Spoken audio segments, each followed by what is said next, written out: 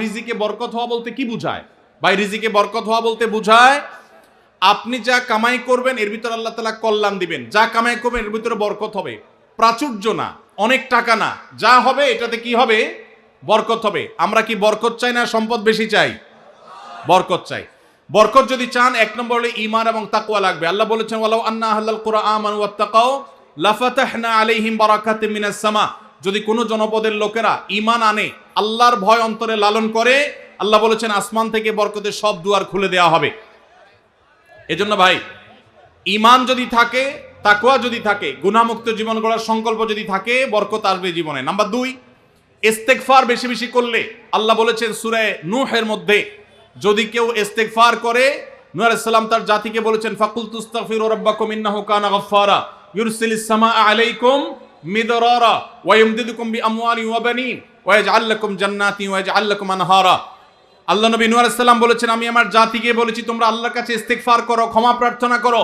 বেশি বেশি ইস্তেগফার করলে আল্লাহ তাআলা রিজিকের মধ্যে বারাকা দিবেন, অভাব দূর করবেন, সম্পদে এবং আল্লাহ তাআলা বরকত দান করবেন। তাহলে 2 নম্বর আমল হলো ইস্তেগফার করা, রিজিকে বরকত হবে ইনশাআল্লাহ। নাম্বার 3, শুকর আদায় করা। আল্লাহ বলেছেন লা ইন শাকারতুম লা আযীদান্নাকুম। আপনি কোনো কিছু পেয়েছেন আলহামদুলিল্লাহ বলেন, যা পাইছেন শুকর আদায় করেন, আল্লাহ নিয়ামত বাড়ায় দিবেন। নাম্বার 4, দান সাদাকা করা। আল্লাহ তাআলা বলেছেন ইয়ামহাকুল্লাহুর রিবা ওয়া ইউরবিস সাদাকাত। আল্লাহ সুদকে ধ্বংস করবেন, তবে সাদকা এবং দান এটাকে আল্লাহ তাআলা বাড়িয়ে দিবেন। এই জন্য কেউ যদি দান করে আল্লাহ তাআলা তাকে কি দেন? বরকত দান করেন তার রিজিকে।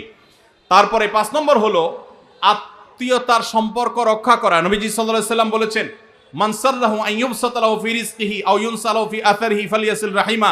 যে ব্যক্তি চায় তার আত্মীয়তার সম্পর্কে, যে ব্যক্তি চায় তার হায়াতে বরকত হোক, তার রিজিকে বরকত হোক, সে যেন আত্মীয়তার সম্পর্কের সাথে সম্পর্ক ভালো রাখে, আত্মীয়দের সাথে, অর্থাৎ রক্ত সম্পর্কে আত্মীয়দের সাথে যেন সম্পর্ক কানেক্টেড রাখে, বিচ্ছিন্ন না করে, তাহলে তার রিজিক এবং হায়াতে বরকত হবে।